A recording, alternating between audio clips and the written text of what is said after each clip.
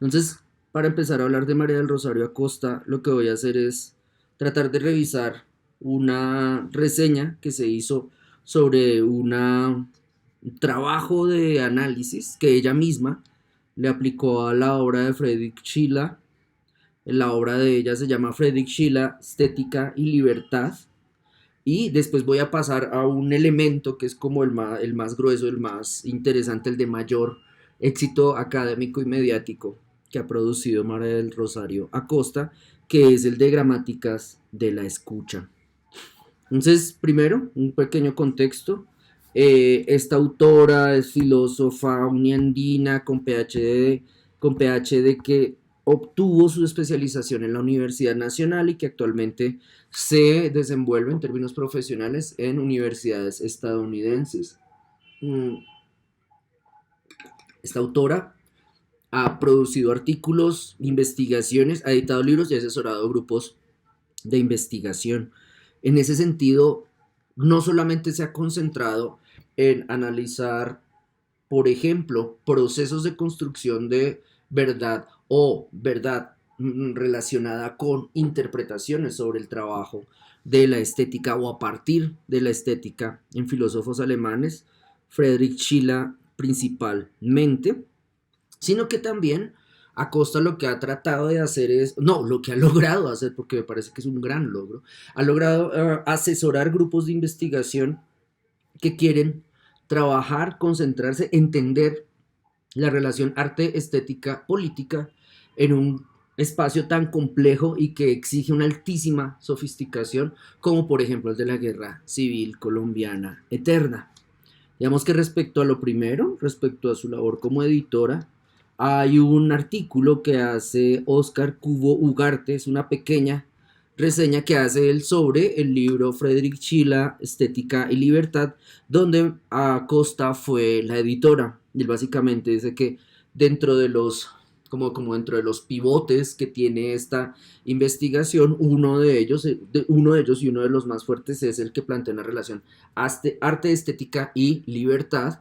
Y lo que va a decir es, lo que va a hacer María del Rosario Acosta es mirar en retrospectiva los acertos y las propuestas de autores como Friedrich Schiller respecto a la constante incompatibilidad que puede haber entre la exigencia de una libertad creadora, no, una libertad creativa, ahí hay matices que hay que tener en cuenta, una libertad creativa para la persona que hace arte y la necesidad de regular esa libertad, como hasta dónde puede ser libre el sujeto que va a hacer la obra artística. Entonces, lo que va a hacer Cubo Ugarte es reseñar el ensayo de Acosta, que está precisamente en este libro, Friedrich Schiller, Estética y Libertad. El ensayo se titula El paso del abismo, los bandidos y la tragedia como fenómeno estético. Los bandidos es una obra de teatro que hace Schiller y básicamente varios de las cosas que dice Cubo Ugarte tienen que ver con que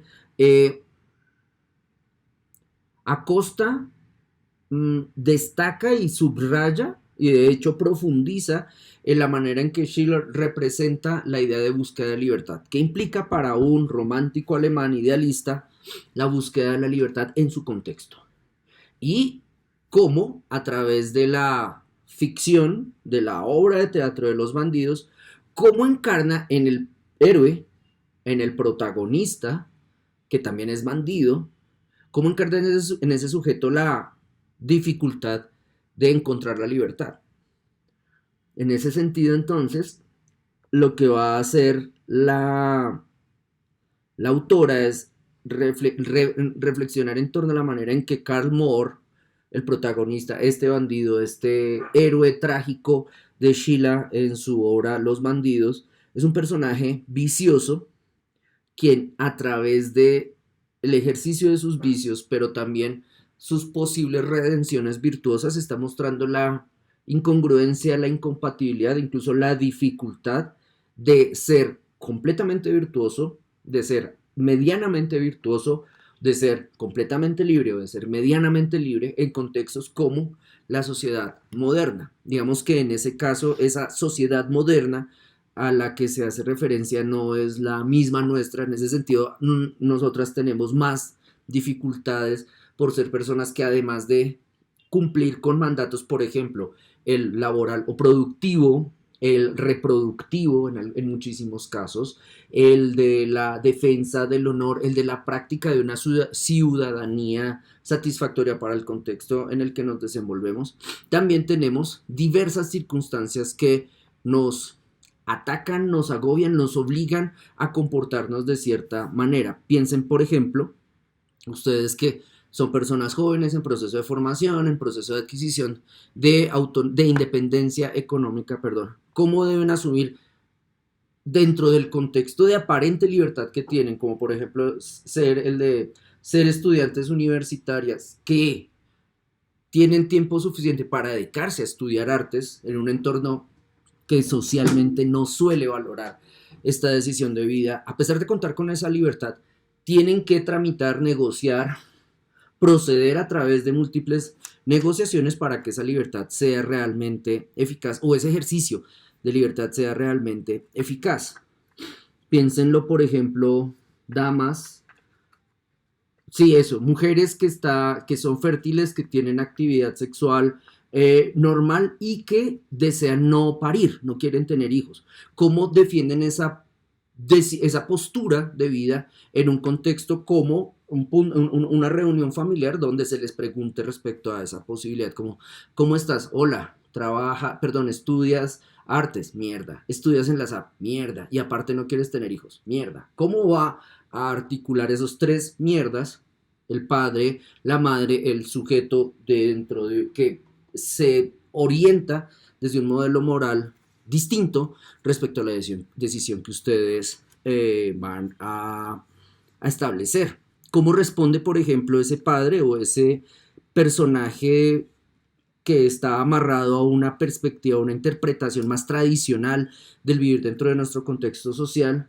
Si ustedes le justifican el hecho de que piensan, calculan inteligentemente respecto a la pobreza económica que enfrentan por la precariedad a la que está obligada su generación, ustedes ya se saben pobres, después de cumplir los 30 años de edad no quieren parir una boca más para que la alimente, no sé, el gobierno de María Fernanda Cabal, y no quieren además poner a otras personas a cargar con esa responsabilidad. Y escuchen porfa a esa persona adulta cuando les hable idealizando de manera irracional e incluso argumentando emocionalmente de manera irracional respecto al hecho de, y aquí hablo de dichos que he escuchado en mi vida que me hacen un poco sentir asco por los adultos de mi generación.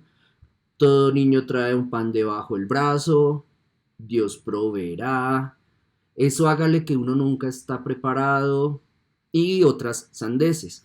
Entonces, en ese sentido, la decisión de vida que ustedes pueden tomar al decidir no parir va a estar cruzada con otras decisiones, por ejemplo, la del privilegio de poder estudiar en universidad y dos, estudiar arte y tres, hacerlo en una universidad pública. Entonces, en ese sentido, esa aparente libertad con la que cuenta el sujeto moderno o con la que contaría el artista moderno, tiene que atender unos elementos más, tiene que atender con sutileza unos elementos que predominan más respecto a la orientación que va a seguir. Esta circunstancia no solamente les ataca a ustedes. Piensen, porfa, en un heredero de una familia paramilitar cuya fortuna, la de la familia, se hizo mediante el exterminio y el uso de la motosierra. Y piensen en ese heredero que es el sensible de la familia, el romántico de la familia. Estoy utilizando una caricatura, pero sé perfectamente que ustedes entiendan a qué me refiero. Es el sensible de la familia, el romántico de la familia, el que sabe escribir poemas, el que entiende variaciones de color a lo largo de un día y cómo cambia la iluminación del sol en un entorno y que además decide estudiar arte en los Andes. ¿Cómo va a ser ese sujeto que tiene una procedencia de origen absolutamente diferente a la de ustedes? ¿Cómo va a ser ese sujeto para su familia para acá defender el hecho de hacer arte, defender el hecho de hacer un arte no económicamente productivo, defender el hecho de hacer arte en un contexto político altamente polarizado y donde su arte habla en contra de sus padres, por ejemplo? Y pues él va a estar en la misma pesadilla. El problema de él es que además tiene escoltas, es decir, los escoltas pueden hacer como que guiño guiño, se cae por un hueco o guiño guiño lo descuartiza el aire. Entonces, en contextos como el de la constitución de la modernidad, el de la aparición de la modernidad, ejercicios como el de la libertad, ejercicios como el de la... No, no, no, quedémonos ahí porque si no empieza a divagar. Ejercicios como el de la libertad empiezan a convertirse en circunstancias súper problemáticas para el artista. ¿Cómo puedo ser libre en un contexto donde no tengo un hijo de puta, pero si me toca trabajar en un call center? ¿Cuándo voy a hacer arte si trabajo durante 16 horas en un call center? O lo que atacaba el ataque contra las mujeres que el ataque que se hacía contra las mujeres que se dejaban o se hacían o querían quedar embarazadas en mi generación, es decir, hace 20 años, era básicamente como, ¿y cómo va a hacer arte si ya es mujer? Como que ya se jodió. Entonces, como ese tipo de circunstancias empiezan, y no solamente, empiezan a integrarse dentro de la labor de producción del artista. ¿Cuándo voy a producir? ¿Por qué voy a seguir produciendo arte si soy madre? ¿Por qué voy a producir arte si soy viejo? ¿Por qué voy a producir arte si soy pobre y vivo lejos en una Colombia paramilitar? Etcétera, etcétera, etcétera. Entonces, ¿cómo voy a ser libre y cómo voy a hacer arte libremente en un contexto donde, por ejemplo, trabajo 48 horas seguidas en un call center atendiendo gente a la cual le importa culo mi vida emocional? Entonces, imaginen ahora que ustedes deciden, trabajando en su call center, reflexionar en torno a hacer arte y hacer arte libremente y deciden hacer arte libremente en sus, comillas, tiempos libres. Pero imaginen por un momento que ustedes se cansan, porque se cansan. Jornadas extensas de trabajo, 16 horas metidas en Transmilenio, llegan a la casa, al fin tienen como un espacio para hacer arte, pero están cansadas. Y para no descansar, para no caer rendidas de sueño, deciden consumir sustancias estimulantes, no sé, tinto, y generan esa adicción, la adicción al tinto, para poder estar despiertas y hacer lo que realmente quieren hacer. Su cuerpo va a pagar ese ejercicio, por ejemplo, con una gastritis, que es el caso de personas que estudian artes o estudian en el contexto creativo. En el caso de los arquitectos es muy hijo de puta esa situación, donde uno ve personas que desde primer semestre ya tienen gastritis, una gastritis degenerativa, por el hecho de que trasnochan y se someten a presionar su cuerpo, a torturar su cuerpo para poder cumplir con lo que quieren cumplir. Entonces, en ese punto, para ejercer su libertad creativa, para hacer lo que realmente quieren hacer, tienen que joderse. ¿Cómo joderse? Con una adicción a la cafeína. Y no imaginen, por favor, otras adicciones. Por ejemplo, las adicciones de los modernos, de los primeros modernos, esos modernos que hacían arte durante el romanticismo alemán. A alcohol, a opio, en esa época no se popularizaba la cocaína, entonces no tenían tanto acceso, pero sí la búsqueda de paraísos artificiales a través de alcohol u opio. ¿Qué tipo de vivencia les va a permitir el consumo de esa sustancia? Pero por otro lado, ¿a qué costo van a lograr tener esa vivencia? ¿Con qué pagan su libertad? Mejor dicho. Entonces, ese sujeto Carmor, ese personaje que es vicioso, pero es el protagonista de la obra Los Bandidos, le parece, desde el análisis que hace Acosta, le parece a Acosta muy interesante porque no es un personaje plano, no es un bueno que es simplemente bueno o estereotípicamente bueno, más bien, porque, comillas, no comete nada malo, no hace nada malo, sino al contrario, es un sujeto complejo que vive en un entorno donde debe reflexionar constantemente sobre su ejercicio de libertad y que constantemente se atormenta respecto a las decisiones que toma. Lo mismo que les va a pasar a ustedes cuando, por ejemplo, haciendo su tesis de pregrado en artes, tengan que incrementar su consumo de sustancias estimulantes, afecten su sueño, tengan ya su cuerpo echado a perder o súper enfermo y además deban responder en su familia, como ¿con qué van a responder? Ah, no, es que además voy a pagar con salud mental, depresión, irritabilidad, hipersensibilidad, etcétera, etcétera, etcétera. Entonces, dentro de un contexto como este, ¿Para qué sirve? Que es como parte de lo, como de los enfoques que a mí me parece que llaman muchísimo la atención del trabajo de Acosta. ¿Para qué sirve entonces el teatro? ¿Para qué sirve que Friedrich Schiller muestre un vicioso en escena? O sea, como, ¿yo para qué voy a ver al vicioso en escena? De hecho, ¿para qué sirve que el autor presente al vicioso en escena si antes, por lo menos hasta el medioevo, la función del arte era educativa? Es decir, si antes el vicioso aparecía en escena, debía sucederle lo que le sucede en cualquier narración de RCN o Caracol. Debe morir fruto de su vicio. Si, o piensen también, por ejemplo, en el moralismo sexual de alguien como Alfred Hitchcock, que si en sus películas durante los primeros 15 minutos muestra una relación sexual, necesariamente en sus narrativas, a medida que avanza la película, la mujer de la relación debe morir. Entonces, como, ¿qué? Si ustedes empiezan a ver esa reiteración como psicosis. Ah, acabaron de tener sexo y están en un hotel y ella está teniendo sexo mientras debería estar en la hora del almuerzo. Si eso sucede en los primeros 5 minutos de la película, ¡prim! Después la mujer es masacrada en la eh, ducha. Si esa reiteración se da en toda su obra, ¿ustedes qué podrían decir o cómo podrían indagar al respecto? Entonces, si ven esa reiteración no en una ni en dos, sino en tres películas de Hitchcock, pueden llegar a decir como, ah, momento, el ejercicio de... Puede que Hitchcock no esté dando un relato moral respecto a castigar la sexualidad de la mujer joven o la sexualidad extramatrimonial. Pero, jueputa, van una, dos, tres y más películas donde se reitera esto. ¿Será que Hitchcock es moralista? ¿Será que Hitchcock considera que su obra de arte, su película de altísima calidad, por favor sigan la cinematografía de este autor, su producción audiovisual debe necesariamente educar o inconscientemente educar a la juventud que tiene pleno ejercicio de su sexualidad respecto al hecho de fornicar por fuera del matrimonio o sin haberse casado? Y probablemente puede que ustedes identifiquen que sí, puede que ustedes identifiquen que la obra de Hitchcock, así sea pleno siglo XX, así hable de temas relacionados con crimen, el crimen perfecto, thriller, etcétera. A pesar de ello, en su obra Hitchcock considera que debe cumplir con uno de los mandatos medievales que se le imponía a la producción visual o audiovisual, y es que la obra debía educar, que la función de la obra debería ser sobre todo pedagógica.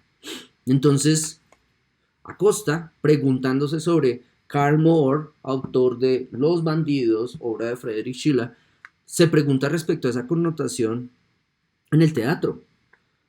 Y ella dice, mierda, parece que la obra de arte en la modernidad no ha perdido no se ha quitado encima ese reclamo.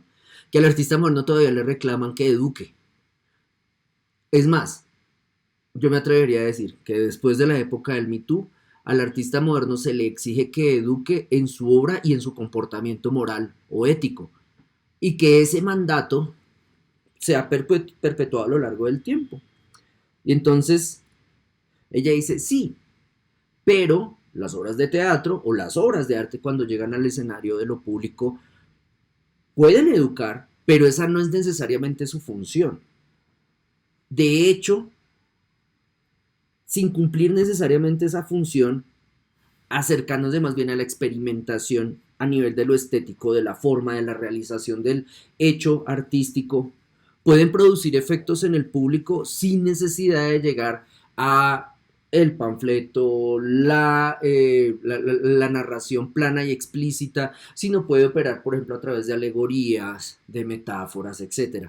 Ahí en ese punto, Rosario Acosta lo que va a hacer es indagar respecto a la presentación del vicio y así la necesaria, perdón, sí, si la necesaria aparición de un sujeto que es vicioso ha de terminar en la muerte de ese vicioso, y más bien qué pasaría si ese sujeto, en vez de fallecer abyectamente en su casa de bazuco, más bien es un sujeto que no tiene un, comillas, destino esperado, sino que más bien trata de, comillas, negociar con sus vicios, negociar con su búsqueda de la libertad y negociar con las exigencias que le impone su contexto social. Es decir, no es un sujeto plano de una narración maniquea que es blanco o negro, sino es un sujeto que pues, trata de acercarse más a cierta condición humana. Entonces, digamos que esta lectura de que hace Cubo Ugarte sobre uno de los trabajos de María del Rosario Acosta ya trae latente una pregunta que ella después va a tratar de desarrollar en gramáticas de la escucha. Y es, otra vez, ¿cómo se resuelve? O más bien, ¿cómo en cada proceso artístico, cómo en cada proyecto artístico se trata de resolver la pregunta en torno a arte, estética y política, o arte, estética y libertad, o arte, estética y contexto histórico, sin que el artista necesariamente termine haciéndole propaganda al régimen, sin que el artista necesariamente termine oponiéndose al régimen, sino donde el artista trate de analizar respecto a cómo está ubicado en ese régimen? Es decir, cuando ustedes lleguen al entorno del ejercicio profesional y deban tomar esa decisión, también podrían pensar de manera sofisticada en si yo estoy trabajando dentro de este régimen visual, qué tipo de propuestas puedo hacer para dar cuenta de mi contexto de origen o del contexto donde hago mi obra, sin necesariamente llegar al panfleto mamerto o por otro lado llegar al catequismo de cierto tipo de ideología para simplemente convertirme en uno de sus sacerdotes u oficiantes.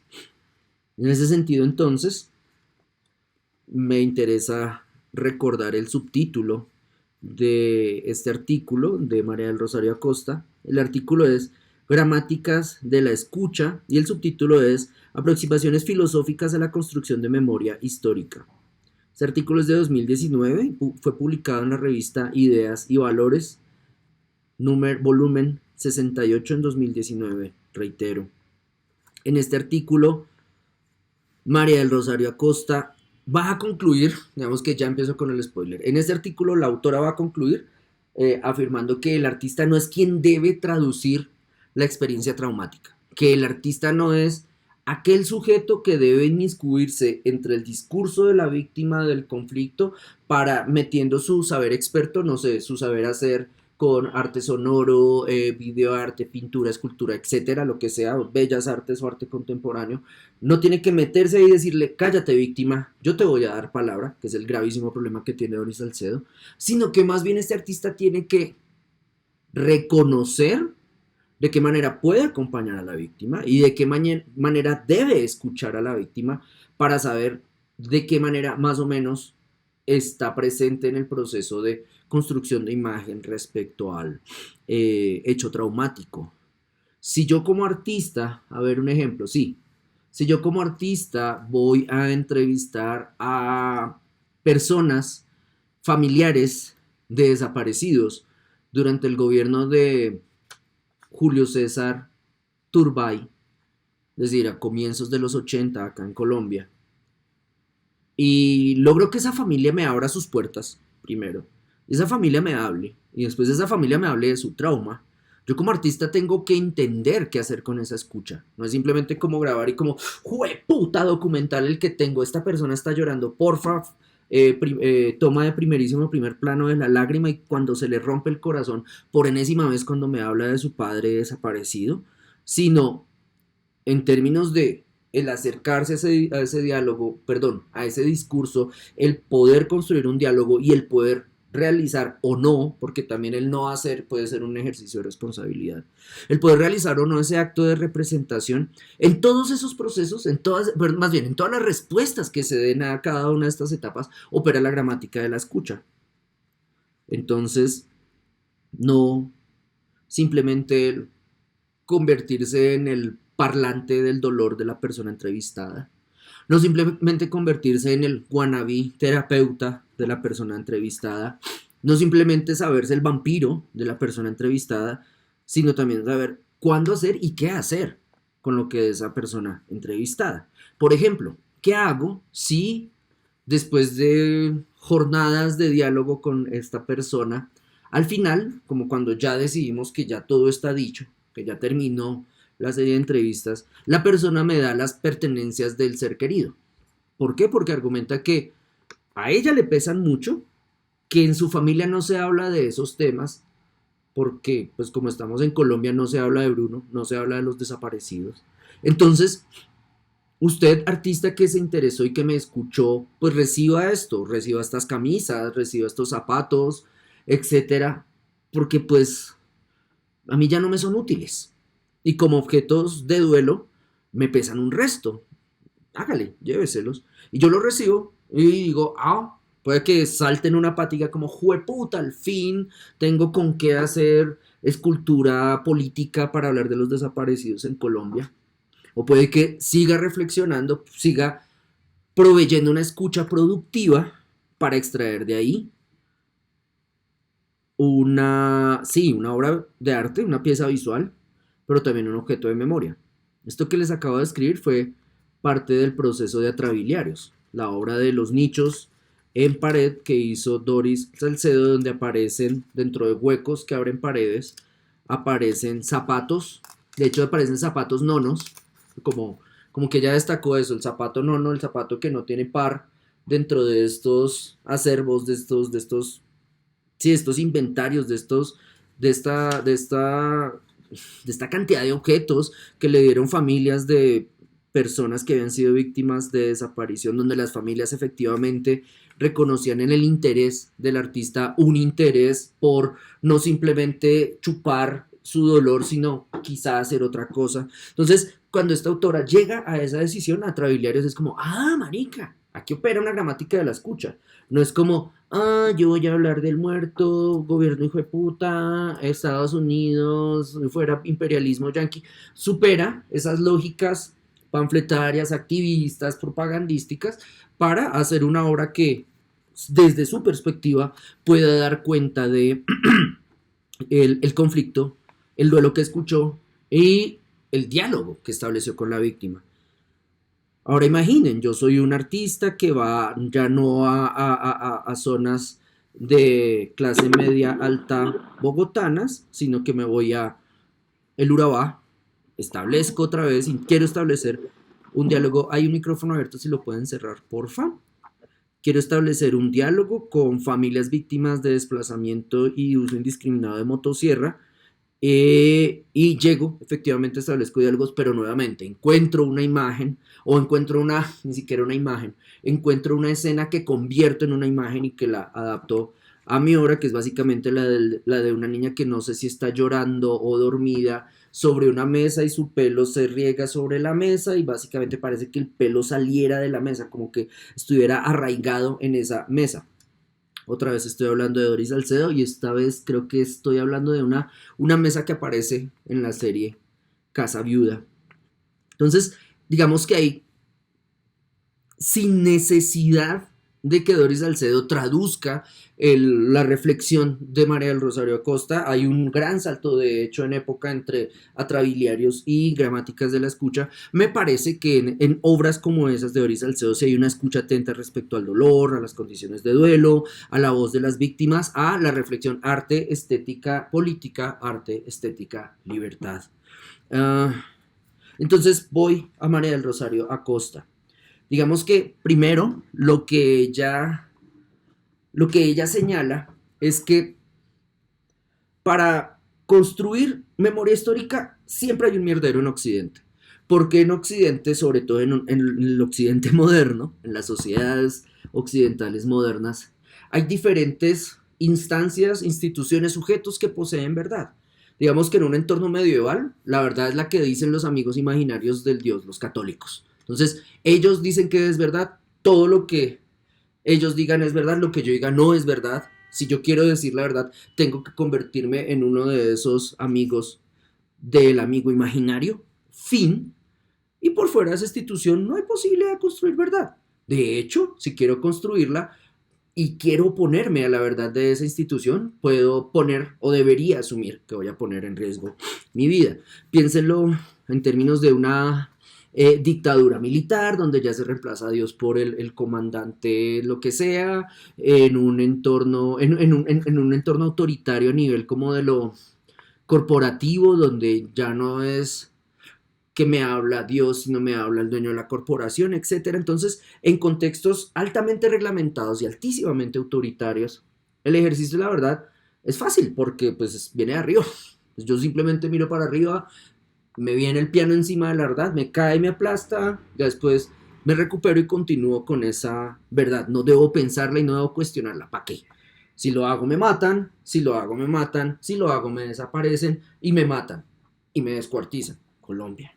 Entonces, ese problema de construir la verdad es un problema de entornos modernos.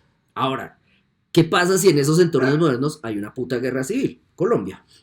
La construcción de la verdad, de la memoria histórica en estos espacios está en constante lucha.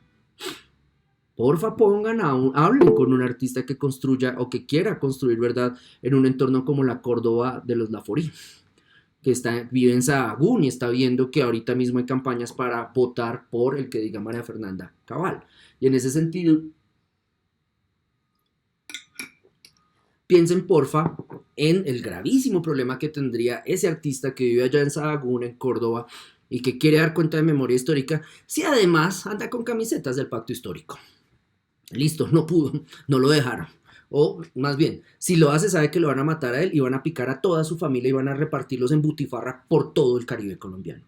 Entonces, ese problema, el de reconstruir memoria histórica en contextos en transición, tiene que asumir 5 circunstancias. Entonces es donde María del Rosario Acosta, insisto, como que se lanza a opinar respecto a qué implica trabajar con persona que produce memoria en espacios como estos, y de hecho me parece que marca no una hoja de ruta porque no es su intención, pero sí intenta abrir posibilidades para entender cómo se puede construir memoria histórica en este contexto y cómo también puede no hacerse, ¿no? Entonces, primero, lo que debe hacer esa persona o esa institución que quiera construir memoria histórica es, uno, tratar de entender la naturaleza compleja del conflicto. Mírenlo de esta manera. ¿Qué pasa si ustedes ven a Colombia a través de RCN porque en su familia no apagan ese hijo de puta canal nunca? Pues, gente, no están viendo la naturaleza del conflicto en términos complejos. Están viendo una naturaleza del conflicto en términos paracos. Entonces ustedes dicen, no, ese medio de comunicación no me sirve, me voy a la revista Semana, otro tanto. Después van a Caracol, otro tanto. Y se dan cuenta, por ejemplo, que en términos de la mediosfera que hay en nuestro país, hay una versión sesgada respecto a la naturaleza del conflicto. Una pregunta que ustedes deberían hacer es, bueno, ¿y entonces dónde voy a buscar? ¿A quién le voy a preguntar? ¿Cuáles van a ser mis fuentes? ¿Me quedo con las fuentes del paramilitarismo que tiene secuestrados los medios de comunicación o busco otras fuentes? Y de hecho, en términos de explorar la naturaleza compleja del conflicto, cómo cruzo la información que encuentro de ambos lados, porque no solamente que la versión de izquierda o progresista respecto al conflicto sea la veraz, sea la exclusiva, sea la rigurosamente cierta, sino puede que la noción de verdad tenga que ver con una integración o con un cruce entre diferentes opiniones respecto al conflicto. Ahora bien, el punto 2 que recomienda María del Rosario Acosta para tener en cuenta es el tratar de entender las lógicas del silencio que impone la guerra. Por favor, vayan otra vez a Buenaventura y traten de preguntarle a los bonaverenses sobre el conflicto. A ver qué les dicen. A ver cómo le sacan el culo. A ver cómo dicen como, puta, otra vez otro estudiante de artes de pública que cree que puede llegar acá a preguntar sobre la guerra del narcotráfico que estamos viviendo en mi puta tienda. No quiero que hable de eso, porfa, aléjese. No quiero hablar del asunto. O no se habla de Bruno, o construyo una canción, o lo remito a otra persona.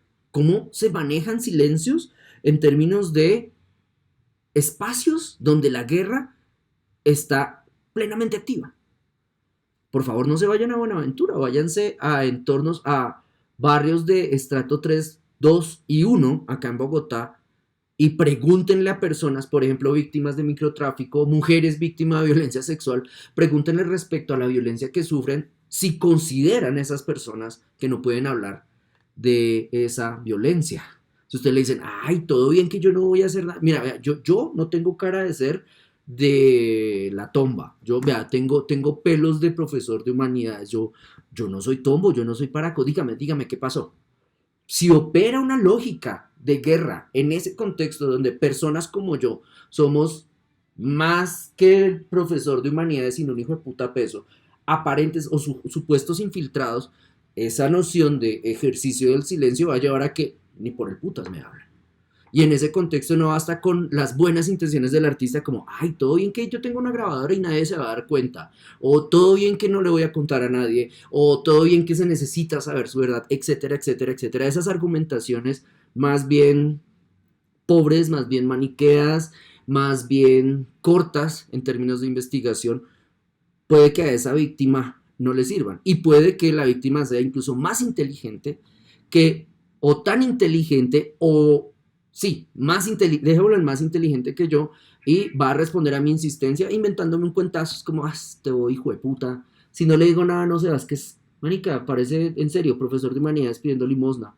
Entonces, le voy a echar un cuento, le echo una narración. Me lo zafo, me lo quito de encima, el man se va feliz con su narración, después va a hacer una animación, después va a decirle a Power Paola que hagan un libro, no sé, como virus tropical en Quirigua y sale, ya me lo quité de encima. Problema, la persona, sobre todo el afanado, el intenso, el investigador, no entendió, no quiso entender y no operó bajo las lógicas de silencio que impone la guerra. Por otro lado, tercer punto, Acosta recomienda el hecho de atender a que una guerra como la que se vive acá está condicionada por la distribución de responsabilidades. Cuando ustedes les pregunten a sus papás por qué van a pagar a votar por el de María Fernanda Cabal si no tienen pensión y ellos digan, es que Petro estuvo de guerrillero en el Palacio de Justicia, eso no solamente va a revelar que sus padres no saben de historia contemporánea, sino que están tomando una decisión a partir de una distribución de responsabilidades. Para ellos no hay guerrillero bueno y no lo va a haber nunca. Por lo tanto, en términos de ejercicio de responsabilidades, el paraco es bueno siempre. Y no solamente para ellos, sino para el país que otra vez va a decidir, que lleva decidiendo que la orientación administrativa en términos políticos de este territorio corresponde a la extrema derecha. En un contexto como Colombia, ¿cuál es la distribución de responsabilidades que opera respecto a la guerra en zonas, ni siquiera Colombia, quedémonos en Bogotá, en barrios de estrato 3 hacia arriba? ¿Cómo opera la distribución de responsabilidades en la guerra en barrios de estrato 4? ¿Cómo opera la responsabilidad de distribución, perdón, la distribución de responsabilidades respecto a la guerra en barrios de estrato 1? Es más, ¿cómo entender que haya indigentes de extrema derecha? ¿Cómo responsabilizan a diversos actores respecto a su decisión, la de ellos, de los indigentes uribistas, para votar por el que diga María Fernanda Cabal? En el punto 4, lo que va a destacar, sobre lo que va a llamar la atención a Costa, es sobre la dificultad de establecer víctimas y victimarios, sobre la dificultad, sobre todo en relatos maniqueos, la dificultad de encontrar víctimas en entornos que habitualmente no suelen ser victimizados, como eso. ¿Yo qué hago con las víctimas de la guerra que están en Peñaliza o en Mesa Yeguas? ¿Yo qué hago con las víctimas de la guerra que están en La Cabrera o en Rosales? ¿Se les da voz o no se les da voz porque son de estratos 5 y 6? ¿Las personas que deben aparecer en las obras relacionadas con conflictos solamente tienen que ser pobres? O un cuestionamiento que se le hizo a la obra de Doris Salcedo. Las mujeres, perdón, las personas que tienen que aparecer como víctimas de violencia sexual, ¿tienen que ser solamente mujeres?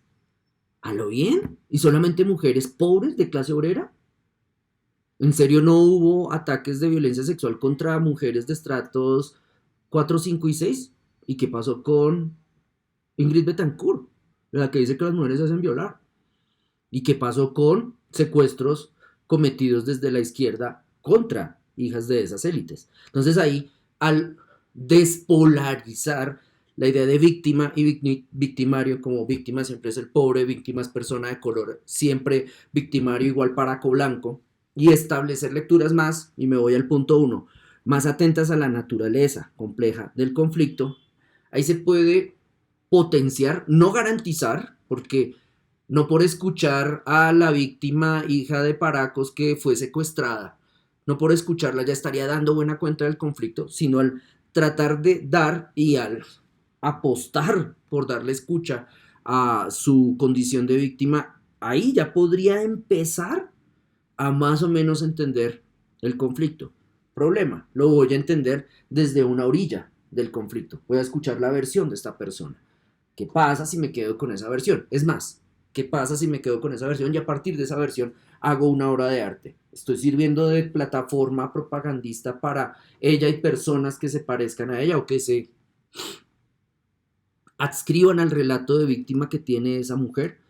En ese sentido, cumplí con un supuesto, comillas, rol ético como artista para dar cuenta del conflicto acá en Colombia, o más bien por mi propio deseo de querer hacer la obra, terminé viéndome manipulado por el deseo de estas personas al relatarme su vivencia. Punto 5. También hay que entender, y eso por ejemplo cuando ustedes hagan estos trabajos, sobre todo fuera de Bogotá o fuera del entorno institucional, van a encontrar que hay una falta de voluntad institucional para visibilizar el conflicto. Escuchen, por ejemplo, la noticia de Noticias 1 del sábado inmediatamente anterior, donde se hablaba de el miedo que tienen militares, tombos y paracos, o militares y tombos y paracos, por escuchar las declaraciones de Otoniel. Otoniel, narcotraficante y líder de ejércitos irregulares, quien está hablando no ante los juzgados de los tombos o la fiscalía, que es otro juzgado de tombos, sino que está hablando ante la JEP respecto al conflicto. Y noten cómo dentro de las noticias que se han producido alrededor, hubo una que tenía que ver con la falta de voluntad institucional para visibilizar el conflicto. Y es que básicamente, mientras funcionarios de la JEP estaban haciéndole una entrevista bajo los términos de ley, o sea, no era porque simplemente se encontraron con el man y como, ¿qué marica, vamos a hablar de paracos? Sino bajo términos de ley, están en una audiencia con Otoniel, llegan tombos y sacan al man, porque no puede hablar. Y después de que sacan al man, tombos o guiño guiño, gente atraca a los sujetos que están dentro de esa audiencia y que habían grabado 40 minutos de charla con Otoniel. La hipótesis que se lanza no solamente desde Noticias 1, sino desde otros medios de interpretación de la realidad colombiana es que la institución la institución policial, la institución tombesca, tiene falta de voluntad institucional para visibilizar el conflicto.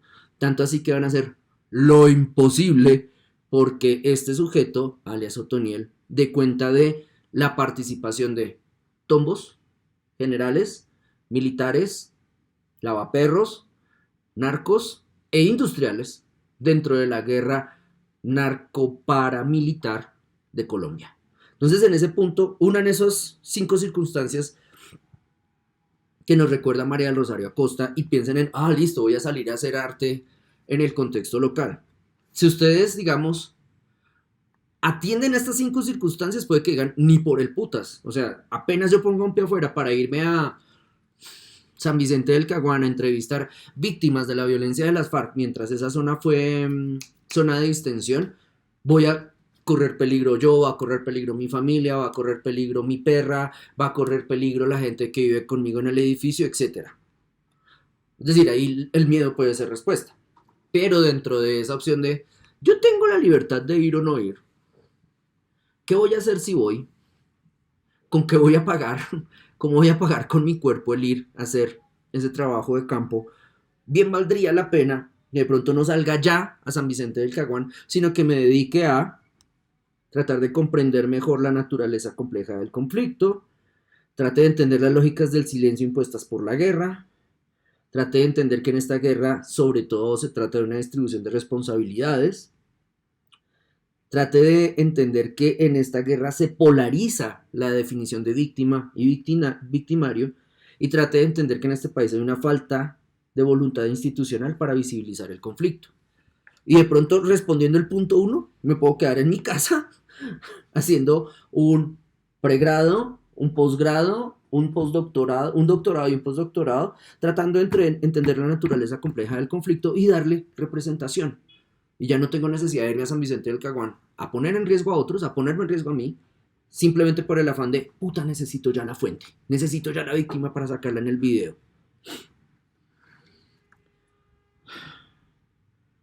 Respecto a las afirmaciones entonces que da María del Rosario Acosta, hay una que me parece contundente, y es que ella declara, y estoy de acuerdo con ella, que en Colombia el olvido institucional es el que hace historia.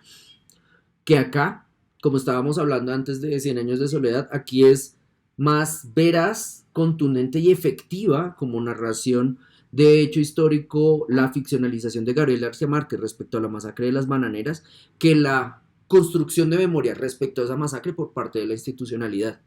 Piensen porfa respecto a la violencia paramilitar reciente, piensen porfa respecto al paro nacional, piensen porfa lo que viene ahorita con las elecciones y la elección de María Fernanda Cabal como presidenta.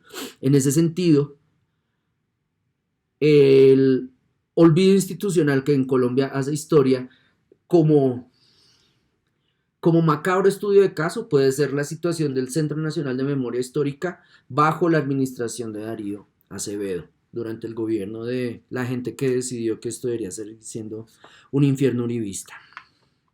Ahora bien, digamos que atendiendo a ese hecho, al hecho de que en Colombia el olvido institucional haga historia, María del Rosario Acosta dice, pero los sujetos privados, las comunidades que sufren conflicto, los sujetos que están interesados en comprender la naturaleza compleja de este conflicto, tratan de acercarse en términos de un esfuerzo creativo al hecho traumático, a la serie de hechos que rodearon a ese hecho traumático, a los espacios donde se dio ese hecho traumático, para producir lugares de resistencia. Es decir, por ejemplo, en un ejemplo tradicionalísimo dentro de esta historiografía, la manera en que comunidades víctimas de la masacre del Salado se desplazaron para alejarse de ese lugar donde fueron asesinados y masacrados y descuartizados con motosierra muchos de sus familiares, se alejan, después retornan y en la labor de retorno se retorna no simplemente a recuperar la propiedad sobre un territorio o en algunos casos pelear la propiedad de ese territorio con personas, por miembros de FEDEGAN, paramilitares, etcétera, sino que además construyen espacios de diálogo para entender qué pasó.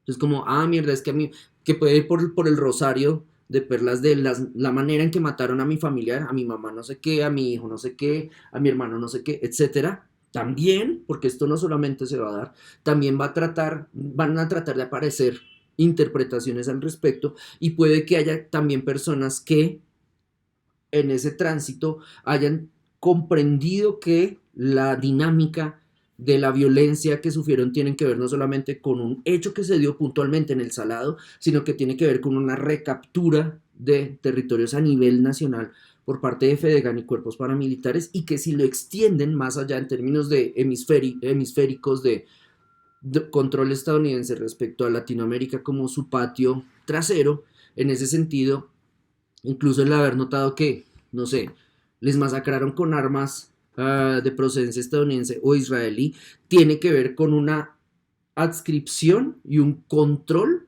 de la disidencia respecto a un tipo de realidad diferente, a un tipo de gobierno distinto, a la que se puede aspirar en este país con masacres como las que se dieron en el Salado.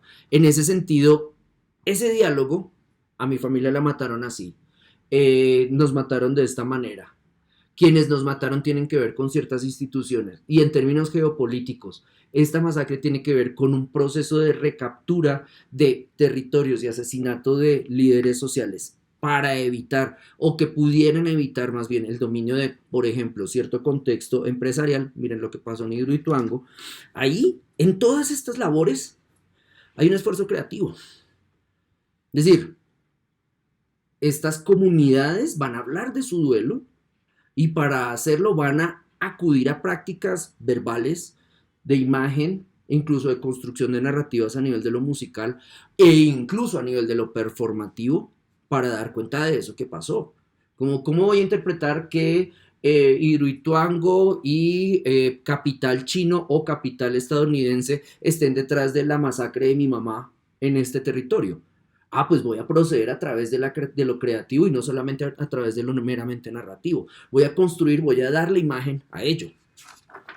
Digamos que ahí, en parte, aunque igual me gusta la suspicacia de Acosta, en parte la labor del artista puede ser acompañar a estas comunidades para aportar herramientas para que estas comunidades construyan esos relatos. Pero insisto, Acosta es como, cuidado con eso porque de ahí al paternalismo doris-alcediano hay medio centímetro. Entonces, digamos, a pesar de que se identifiquen prácticas o acciones al nivel del esfuerzo creativo por parte de esas respuestas de comunidades sobrevivientes, María del Rosario Acosta va a decir, sí, pero es necesario tener en cuenta que ante un hecho traumático hay una enorme dificultad de reconstrucción de memoria. Dos variables. Si yo sufro un trauma, yo Guillermo Vanegas ahorita sufro el trauma de que trabajo y no me pagan, y eso me lleva al empute. Mi empute me va a permitir dar una versión objetiva del trauma de trabajar sin salario.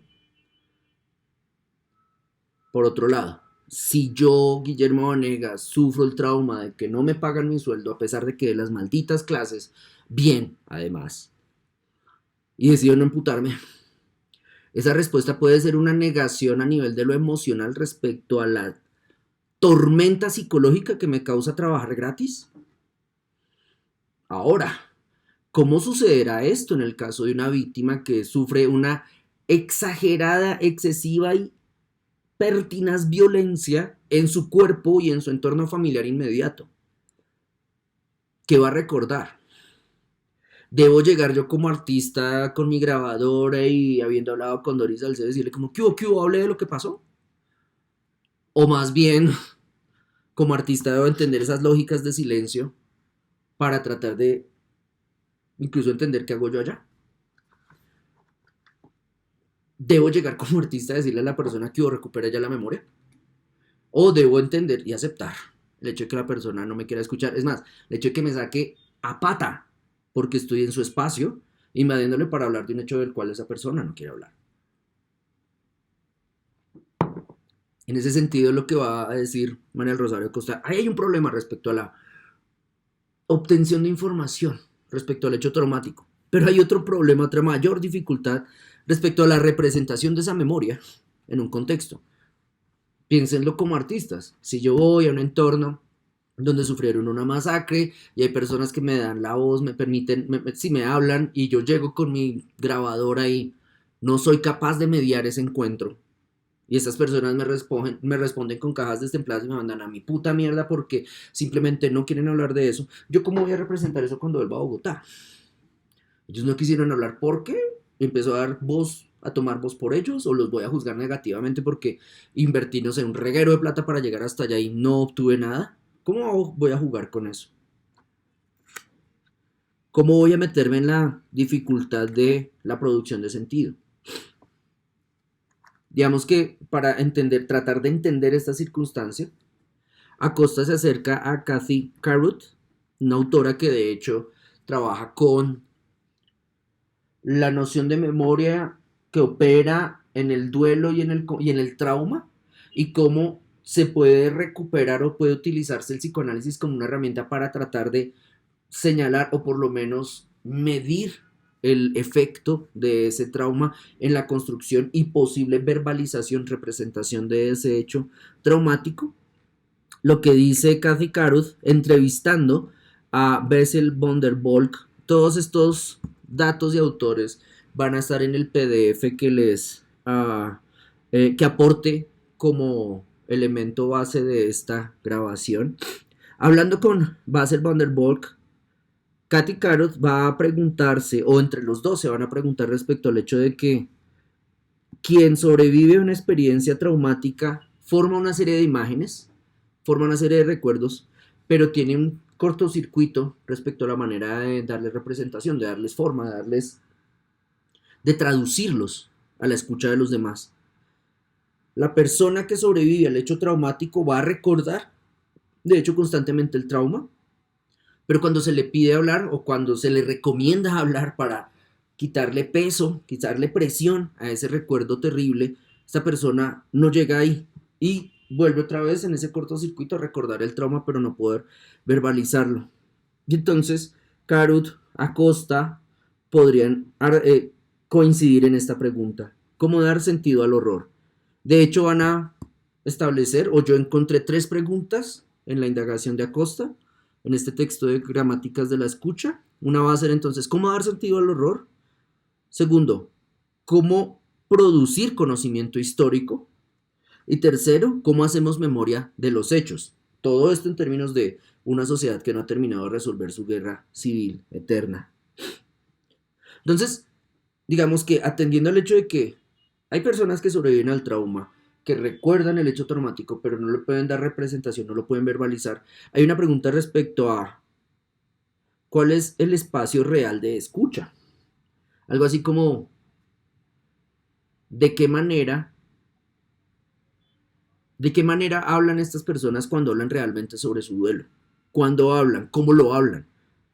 En ese sentido, digamos que la atención psicoanalítica, como el estar atendiendo no solamente a lo que se verbaliza, sino a las repeticiones, a los lapsus, a los chistes, a los gestos, al comportamiento, al comportamiento emocional, al lenguaje verbal. Cómo ese sujeto cuando toca ciertos temas llega, por ejemplo, a tartamudear, o cómo este sujeto cuando llega a ciertos temas enrojece, o cómo cuando llega a hablar de ciertos temas cae en mutismo, etcétera. ¿Cómo hacer una escucha real de lo que está diciendo ese sujeto si, por ejemplo, ese sujeto no quiere hablar?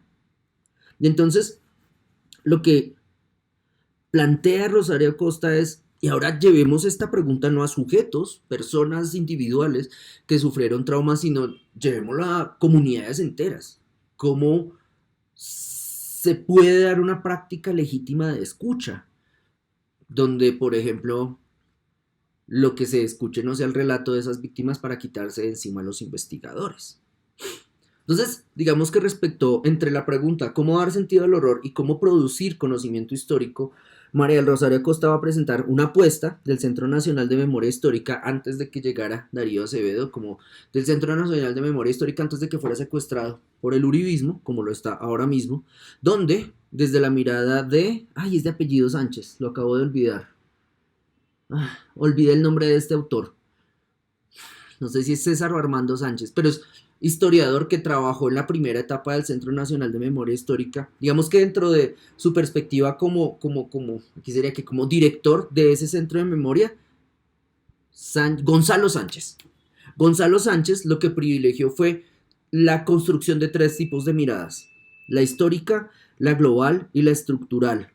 La histórica respecto a la narración, reconstrucción de hechos, que digamos Acosta dice que puede caer fácilmente en el morbo de la descripción minuciosa del ejercicio de violencia, como llegaron y entonces el relato de la víctima en términos de minuciosidad se puede acercar a la descripción detallista de la violencia de que fue objeto. En términos de mirada global, tratar de entender cómo la violencia que se sufre en ciertos contextos no es simplemente porque en ese contexto dejaron de rezar y Dios los castigó y entonces les mandó como castigo la lacra del catolicismo, sino como en términos globales la violencia que se sufre en ciertos contextos obedece a decisiones a nivel de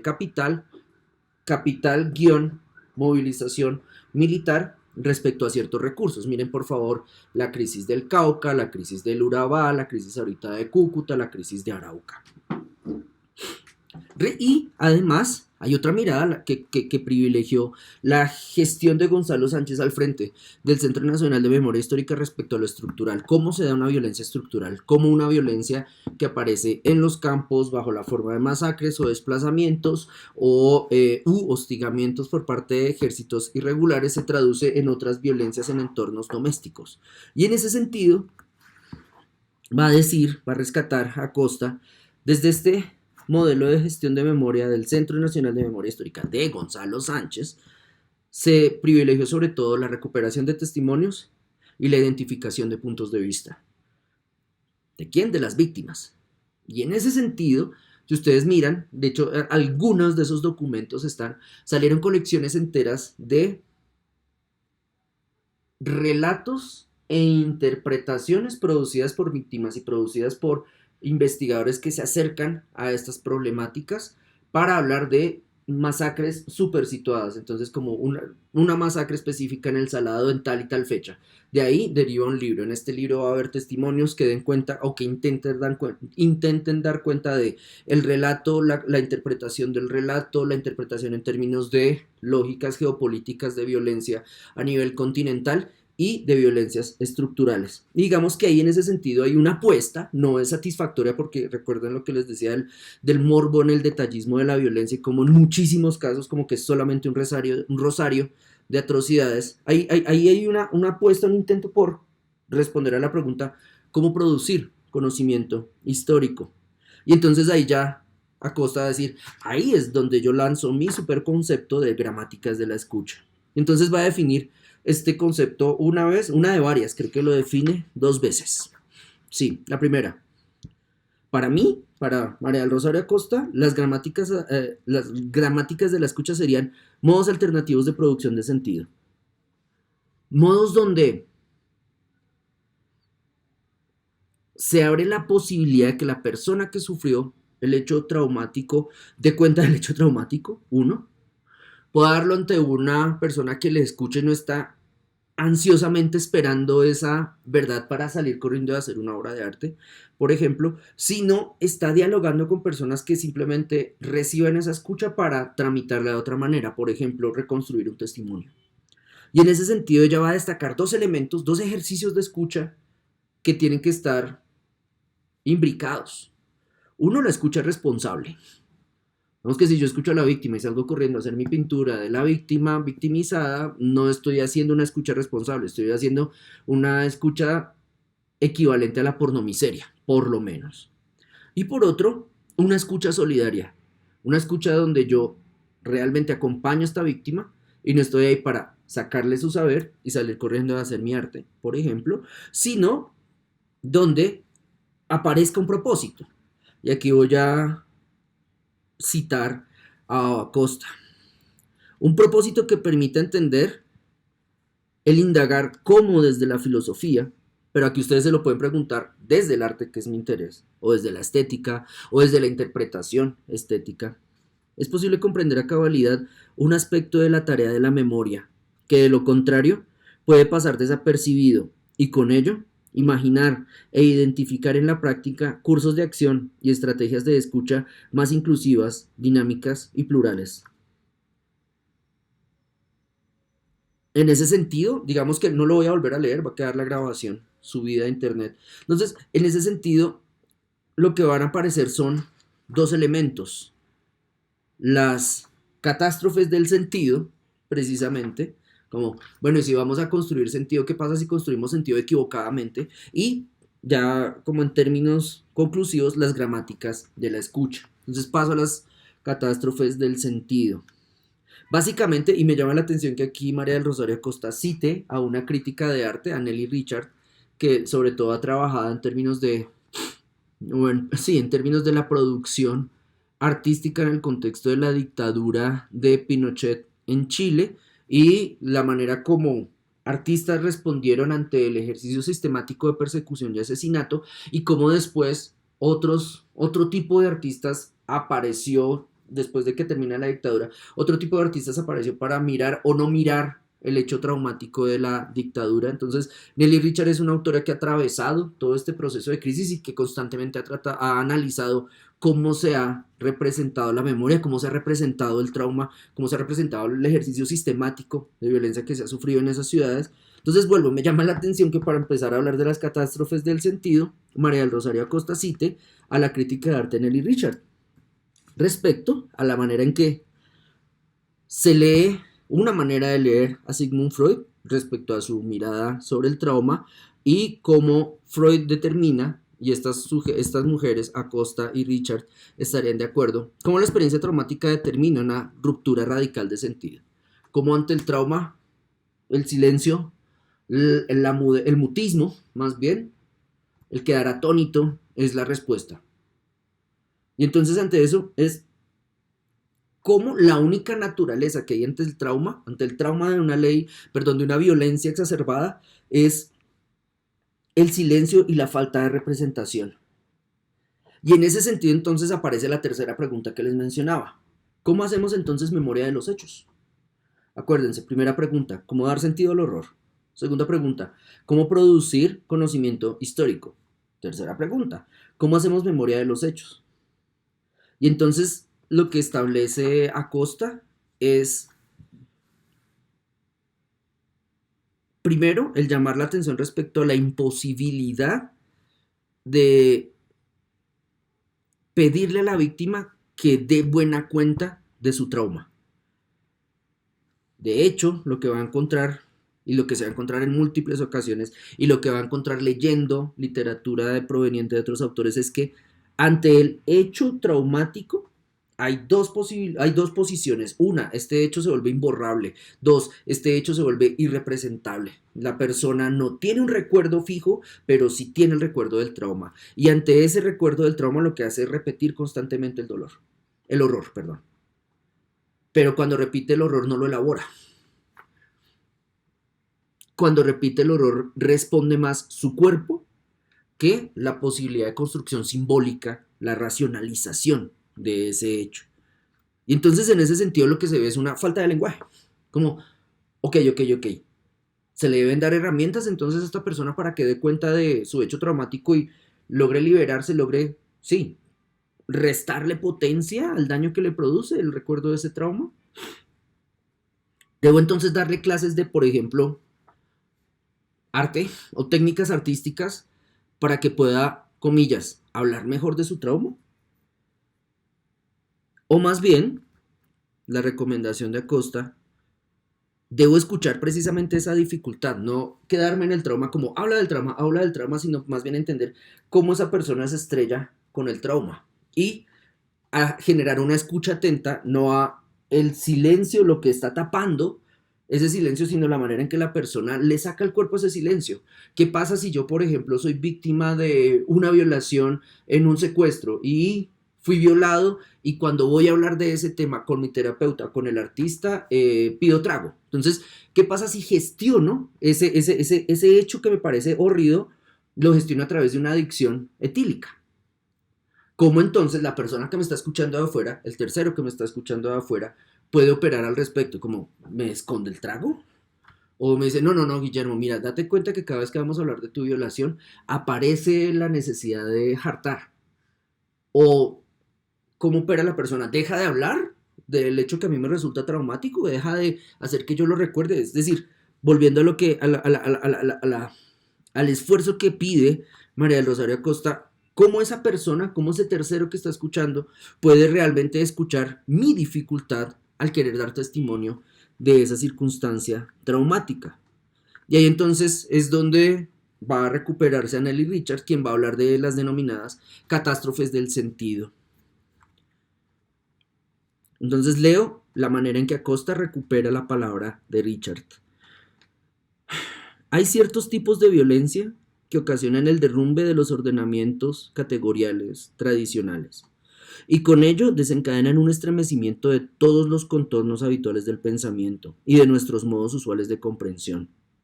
Es decir, la violencia excesiva me quita palabra, me quita posibilidad de representar, le quita potencia a mi capacidad de simbolizar.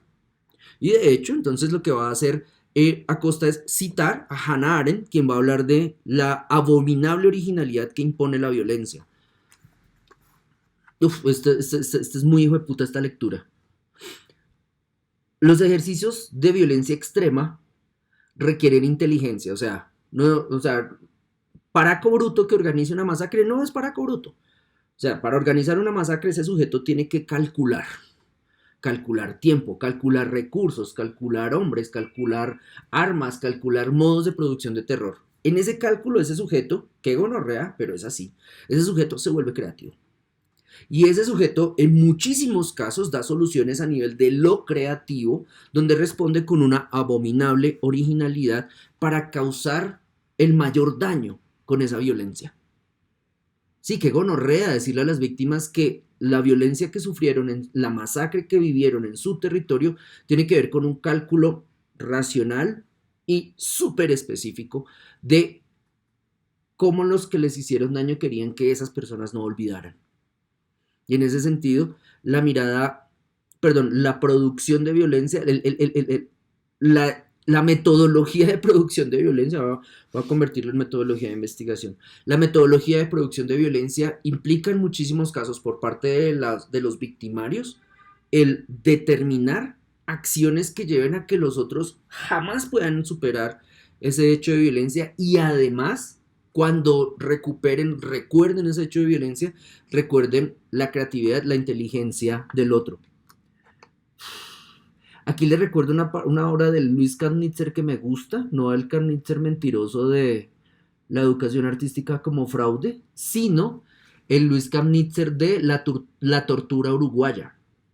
Busquen información sobre esa obra, busquen información, de hecho como declaraciones del mismo Kahnitzer sobre esa obra, donde la tortura uruguaya es una serie de imágenes hechas en múltiple engrabado, donde reproduce fotos. Entonces, por ejemplo, una foto de un dedo que tiene enredado un cable de cobre y debajo del dedo un texto que decía cómo recordaba su perfume. Entonces, ahí hay una asociación entre signo, palabra y recuerdo. Entonces, ¿qué configura la tortura uruguaya? O la masacre uruguaya, no recuerdo ahorita el título, pero lo encuentran rápido con Uruguaya Kahnitzer. La Uruguaya Kahnitzer. La persona violentada fue sometida a tortura. Esta persona sobrevivió a las torturas. ¿Qué es lo que recuerda? Que le ponían un cable con electricidad y que con ese lo torturaban, pero que a su vez esa electricidad no estaba solamente en sus dedos, sino en sus genitales, en sus tetillas, en sus encías. Pero lo que más recuerda a esa persona, y es donde viene el problema de cómo interpreto ello, era que le gustaba el olor del perfume de la mujer que lo torturaba. Como huele bien. Además en un entorno donde pues todo huele a mierda y la abyección del olor respecto a la manera en que convive el humano, pues el prisionero hace parte de la tortura. Entonces, ¿cómo articula ese sujeto esa sensación satisfactoria respecto al olor de la persona que le produjo un daño sistemático? Y así muchos ejemplos respecto a la tortura uruguaya. Entonces, ¿cómo? Vuelvo a leer a Richard. ¿Cómo entonces recuperar ese derrumbe de los ordenamientos categoriales tradicionales vía la violencia extrema? ¿Cómo imponerme yo? Ni siquiera imponerme como el héroe que con su potencia y su inteligencia va a llegar a superar el trauma, sino cómo trato de imponerme y manejar y representar ese trauma, si además ese trauma plantea una abominable originalidad. Preguntaría Richard entonces, ¿qué tipo de lenguaje es capaz de dar testimonio de la devastadora inaudibilidad de la catástrofe? Y entonces aquí es donde Acosta dice, pero, jueputa artistas, ustedes no se van a meter, ustedes no son los que tienen que responder a esa pregunta. No es como, te traigo performance, o te traigo instalación, o te traigo Ori Salcedo. Es como, y entonces ante esa situación, ¿qué se puede hacer? ¿Doris Salcediar a la víctima? No. Decirle cállese porque yo hablo por usted, tampoco. Hacer operativa una gramática de escucha, y es la propuesta de Acosta. Y dice, pues básicamente, pero no básicamente como esta es la única verdad y hasta aquí voy, sino es un punto de partida, más bien. Básicamente, de lo que puede tratarse es de construir gramáticas de escucha. Sistemas de significación, comillas, aquí hablaba Acosta, capaces de enfrentarse tanto al quiebre completo del sentido producido por la violencia como a la posibilidad de comunicar y encontrar posibilidades alternativas de representación. Y remata, no para hablar por los demás, sino para que los demás hablen por sí mismos.